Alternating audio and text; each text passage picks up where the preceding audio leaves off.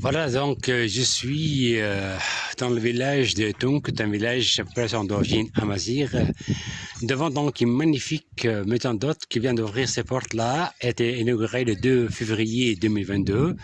Alors, une ancienne donc, habitation semi-troglodytique, transformée en une très belle maison d'hôtes par un jeune étudiant tunisien là, qui avait mis en place ce projet-là pour promouvoir justement le tourisme saharien, pour accueillir donc, la clientèle et donc les maisons d'hôtes agréées, bien sûr. Et voilà donc le cadre magnifique dans lequel se trouve cette maison d'hôtes-là. C'est bien donc la montagne. Voilà. Et je vois donc ce très beau paysage de verdure là qui contraste avec la couleur ocre de la montagne. Je vois justement de très belles terrasses appelées Djessou en arabe, des terrasses justement avec des levées de terre qui servent donc à retenir les eaux pendant les pluies, pendant l'époque pluviale, parce que justement quand il pleut il y a un drainage justement des alluvions et de l'eau, ce qui a permis justement de planter des oliviers, des palmiers, des figuiers, voire des amandiers. Et pendant les années pluvieuses, ces mêmes terrasses sont labourées, cultivées d'orge et de blé. L'orge et le blé, justement, étaient stockés dans le temps dans ce là situé au sommet du Piton, sur un site imprenable. C'était donc dans ce grenier à grains qu'on stockait ces réserves en céréales et autres vitiailles qu'on mettait à l'abri justement des raids et des razzias des tribus ennemies. Parce qu'il y avait dans le temps des guerres intertribales là, justement des luttes pour la survie, notamment pendant les années de sécheresse. Donc, construit là au sommet du Piton, il est vraiment très en sécurité et ça a permis ainsi à des tribus donc semi-nomades, qu'elles soient donc amazighes ou encore arabes, de survivre pendant des siècles. Voilà, là donc à côté, justement, on voit donc une haie entrant donc en palme 16 palmiers et justement une tente tissée justement. Voilà, tissé en poils de dromadaire et poils de chèvre. C'était dans cette tente-là que, dans le temps, nomades et semi-nomades vivaient justement. Des tentes, voilà, qu'on pouvait donc facilement transporter dans leur déplacement, notamment pour les semi-nomades qui pratiquaient un semi-nomadisme.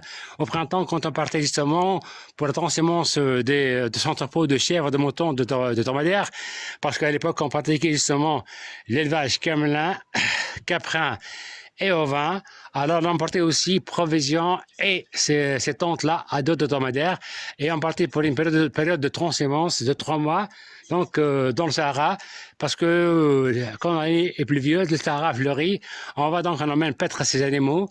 Le printemps, c'est aussi la période de sévrage des chevreaux, c'est la période donc justement, on en produit donc de lait caillé, de lait aigre et même de fromage de chèvre.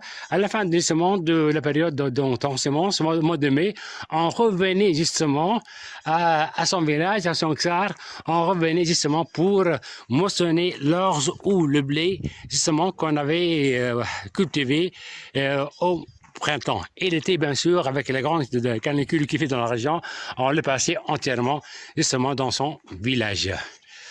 Voilà, donc, on va passer à la visite, voilà, de la maison d'hôtes de Tahar. Voilà. Je donc fais cette vidéo pour notre ami donc Saad, fils de Tahar, hein, pour promouvoir justement, pour faire de la people, pour promouvoir ce donc produit-là. Voilà.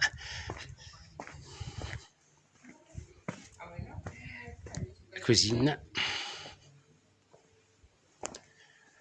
Toilette bien aménagée, bien propre.